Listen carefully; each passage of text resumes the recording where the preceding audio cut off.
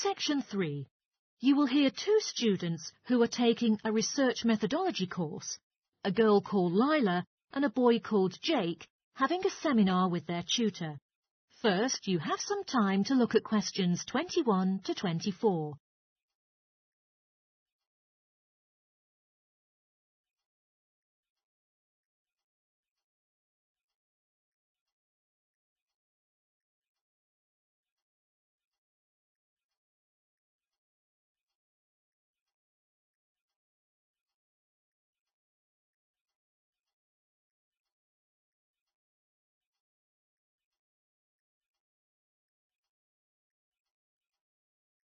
Now listen carefully and answer questions 21 to 24.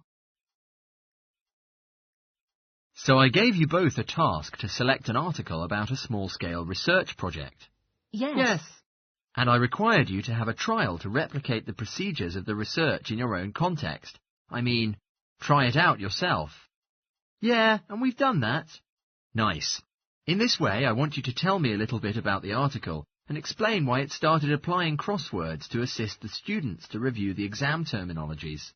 All right.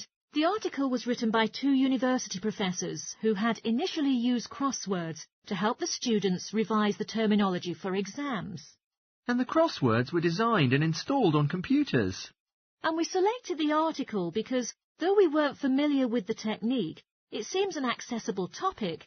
You know, using IT to design crosswords for higher education. That's a good reason. So both of the professors would like to see how well this innovation was received by their students. Yes. So what has been going on with your reproducing the research? Well, we collected a series of some terms from our own modules and put them in a list. Then we designed a crossword to revise them. Then we invited some of our classmates to try out our crossword and then ask for some feedback from them, you know, like their feelings, views, as well as some suggestions about using this technique.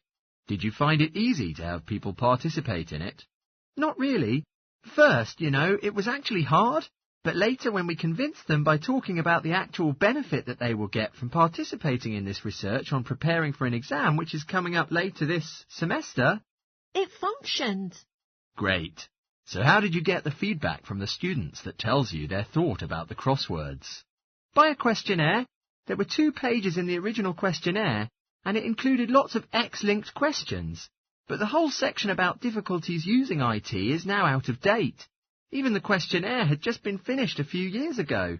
So, have you done a shorter version? Sure, and then we emailed it to 40 students and received 28 replies. I was disappointed by the fact, but this was a relatively good result. I mean, the responses we got from them were well written. You know, people did take a lot of care with them, but I was still taken aback with the low numbers. Yes, for an apprentice researcher, it's an important lesson to learn. Yeah. Before you hear the rest of the talk, you have some time to look at questions 25 to 30.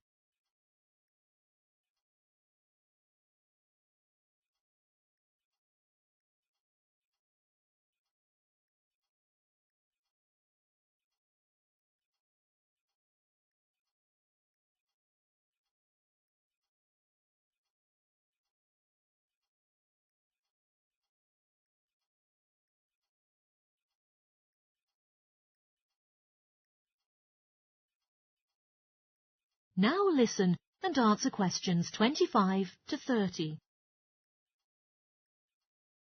So what was your result? Well, basically their feedback was extremely positive.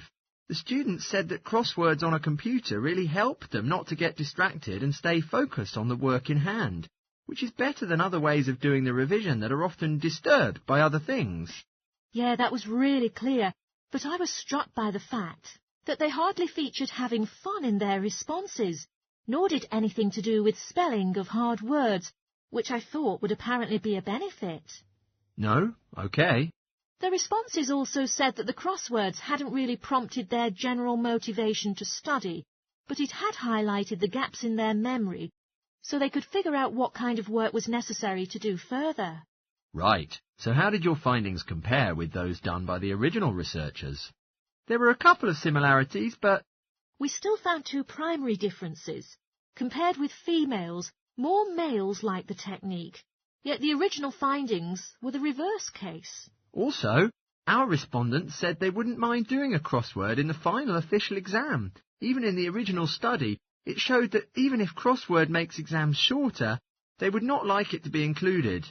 But for informal purposes, of course, both sets of respondents said doing more crosswords would be of great interest to them, like revision and so on. Right, so let's think about the whole project and what you've learned from it. Well, it really took a long time. Yeah, and I don't think we handled that aspect well. It could have gone worse. I mean, there was not much data collected, so we didn't have to spend ages dealing with it. And since we'd already done a course on numerical data processing, there wasn't much new for us. Yeah, definitely. Anyway, I think the questions we designed were good, so that the data we collected was manageable. Yeah, it really helped having the original study to guide us, as it were, and that helped us to see what a good instrument research is. What questionnaires should be like. Absolutely, we got a lot from that. But when we were writing up the project, we weren't sure on how to acknowledge the work of the original study. You know, our referencing. No, that's what we both need to learn in the future. Actually, that part's been great, finding ways to share and support another person. That's the real plus from the project, learning ways to do that. Well, it's obviously been very successful. That is the end of section 3. You now have half a minute to check your answers.